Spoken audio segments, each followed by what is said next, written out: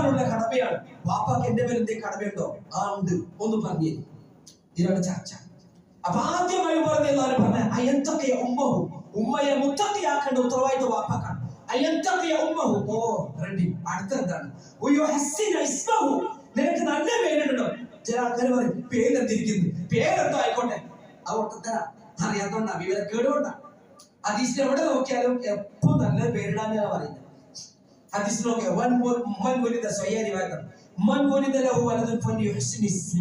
ഒരു കുട്ടി ഒരാൾക്ക് ജനിക്കപ്പെട്ട് കഴിഞ്ഞാൽ നല്ല പേരിട്ട് അവൻ നല്ല അതവ് പഠിപ്പിക്കട്ടെ. പേര് തന്നെ അതവ് പഠിക്കണം. അപ്പം ആ അധ്യാപനം സ്വീകരിച്ച അവർ എല്ലാവരും പറയും ആ വാപ്പാക്ക് നല്ല പേരിടേണ്ട ഉത്തരവാദിത്തമുണ്ട്. പിന്നെന്താണ്ടത്? ആ കുട്ടിയെ ഖുർആൻ പഠിപ്പിക്കണം. യാ അമീറൽ മുഅ്മിനീൻ ഇന്ന അബി ലം യഫൽ شيئا من ذلك يا بني انها ان تكن مثقال حبه من خردل فتكن في السماوات او في الارض او في الارض ياتي بها الله. മോനെ ഒരു കടുകിന്റെ മണിയേക്കാൾ ചെറിയൊരു കാര്യം അത് ഒരു കറുത്ത ഇരുണ്ട പാറക്കെട്ടിന്റെ ഉള്ളിലാണ്. നീ ആ കാര്യം സൂക്ഷിച്ചു വെച്ചു. അല്ലെങ്കിൽ ഏതെങ്കിലും ഈ പ്രവിശാലമായ പ്രപഞ്ചമാകുന്ന ആകാശത്തിന്റെ ഏതെങ്കിലും ഒരു കോണിൽ വെച്ചു, അല്ലെങ്കിൽ പരന്നു കിടക്കുന്ന ഈ ഭൂമിയിൽ ഏതെങ്കിലും സ്ഥലത്ത് വെച്ചാൽ നാട്ടെക്കൂല മോനെ.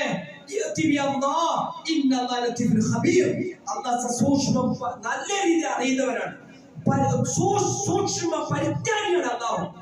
ആരെ പഠിപ്പിക്കുന്നത്? ലുഖ്മാൻ അലൈഹിസ്സലാം മോനെ പഠിപ്പിക്കുക. ഖുർആനും ഹദീസും നല്ല രീതിയിൽ അല്ലാഹു സുബ്ഹാനഹു വ തആല മനസ്സിലാക്കി തരുന്നതിന്റെ അങ്ങനെയാണ്. അഖ്ലാഖ് നന്നാക്കണം. അല്ലാഹു ലുഖ്മാൻ അലൈഹിസ്സലാം പറഞ്ഞു, മോനെ ശബ്ദം വളരെ കുറക്കണം കേട്ടോ. ശബ്ദം കുറക്കണം മോനെ, ഒച്ചത്തിൽ വർത്തമാനം പറയേണ്ട മോനെ.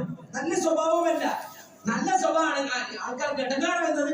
ഇന്ന ആൾക്കാർക്ക് കഴുതന്റെ ശബ്ദം ഏറ്റവും കഴുത ശബ്ദങ്ങൾ കേട്ടിട്ടുണ്ടാവില്ല. കാരണം കഴുത ആഫ്രിക്കയിലായിട്ട് ധാരാളം കഴുതകളുണ്ട്.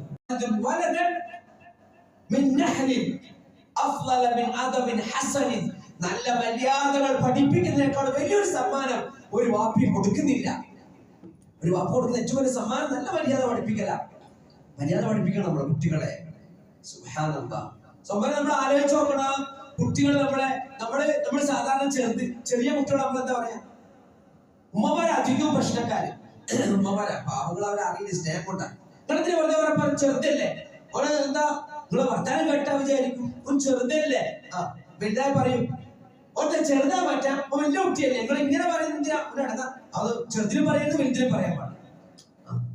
വലുതായാലും എന്താ പറയാ?